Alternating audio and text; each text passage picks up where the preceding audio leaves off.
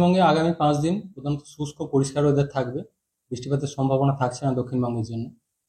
তাপমাত্রা বর্তমানে যেটা চলছে, সর্বনিম্ন তাপমাত্রা দক্ষিণবঙ্গের দক্ষিণের জেলাগুলো স্বাভাবিকের কাছাকাছি বা কোথাও কোথাও 1 থেকে 2 ডিগ্রি মতো কম রয়েছে। পশ্চিমের জেলাগুলো স্বাভাবিকের থেকে 2 থেকে 4 ডিগ্রি মতো কম রয়েছে বিভিন্ন জায়গায়। পশ্চিম বর্ধমান, পূর্ব বর্ধমান, বাঁকুড়া এইসব জেলাগুলো 9 থেকে 10 ডিগ্রি কাছাকাছি রয়েছে। 8-9 ডিগ্রির কাছাকাছি রয়েছে ঝাড়গ্রাম, বীরভূম এইসব জেলা। কলকাতা পার্শ্ববর্তী অঞ্চলে গত 24 ঘন্টায় সর্বনিম্ন তাপমাত্রা 13 ডিগ্রি কাছাকাছি ছিল, স্বাভাবিকের থেকে 1 ডিগ্রি মতো কম। আগামী 24 ঘন্টায় খুব একটা চেঞ্জ নেই, এর কাছাকাছি থাকবে। তারপর পরবর্তী 3 দিনে রাতের তাপমাত্রাটা, সর্বনিম্ন তাপমাত্রা 2 থেকে 4 ডিগ্রি মতো বাড়ার সম্ভাবনা রয়েছে। এটা মেনলি একটা ওয়েস্টার্ন ডিস্টারবেন্স, পশ্চিমী ঝঞ্ঝা রয়েছে এবং বঙ্গোপসাগর থেকে জলীয় বাষ্পের প্রবেশও কিছুটা বাড়ার সম্ভাবনা রয়েছে, যার ফলে 24 ঘন্টার পরে আগামী 24 ঘন্টায় চেঞ্জ থাকবে না। তারপর পরবর্তী 3 দিনে কিছুটা বেড়ে যাবে 2 থেকে 4 ডিগ্রি মতো রাতের তাপমাত্রা। দিনের তাপমাত্রা বর্তমানে যেটা চলছে স্বাভাবিকের থেকে বেশ খানিকটা কম রয়েছে। কলকাতা পার্শ্ববর্তী অঞ্চলে 22 ডিগ্রি কাছাকাছি রয়েছে দিনের সর্বোচ্চ তাপমাত্রা। আজকের দিনটাও এরকমই থাকবে, 22-এর কাছাকাছি। কাল থেকে পরবর্তী 3 দিনে দিনের তাপমাত্রা আবার কিছুটা বাড়বে। কলকাতার ক্ষেত্রে স্বাভাবিক দিনের সর্বোচ্চ তাপমাত্রা এই সময় থাকার কথা 25 ডিগ্রির কাছাকাছি। ফলে এখন যেটা রয়েছে প্রায় 3 ডিগ্রি বা তারও বেশি কম চলছে স্বাভাবিকের থেকে দিনের তাপমাত্রা, যে কারণে ঠান্ডার অনুভূতিটা বেশি মনে হচ্ছে।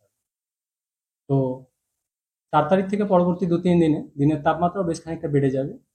কলকাতা পার্শ্ববর্তী অঞ্চলে 26 ডিগ্রির কাছাকাছি আবার পৌঁছে যাবে পরবর্তী 3 দিন।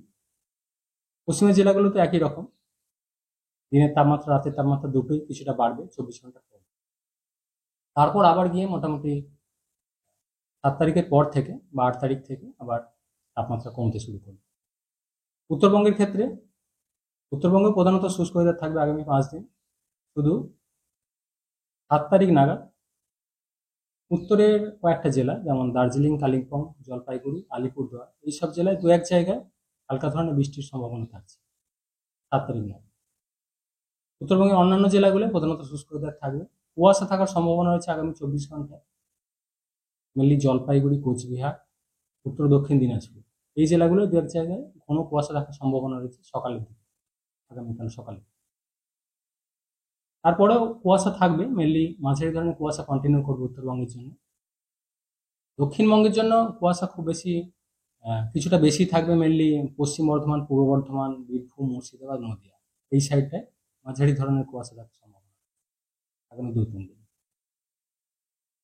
আপনার উত্তরবঙ্গে মেনলি দার্জিলিং এর পাহাড়ি এলাকায় কিছুটা সম্ভাবনা থাকছে 7 তারিখ নাগাদ। যদি 10-এর নিচে বা 10-এর কাছাকাছি যেগুলো রয়েছে, পূর্ব পশ্চিম বর্ধমান 9 থেকে 10-এর মধ্যে রয়েছে, বাঁকুড়া 10-এর কাছাকাছি আছে, ঝাড়গ্রাম, বীরভূম 8 থেকে 9 ডিগ্রির মধ্যে রয়েছে।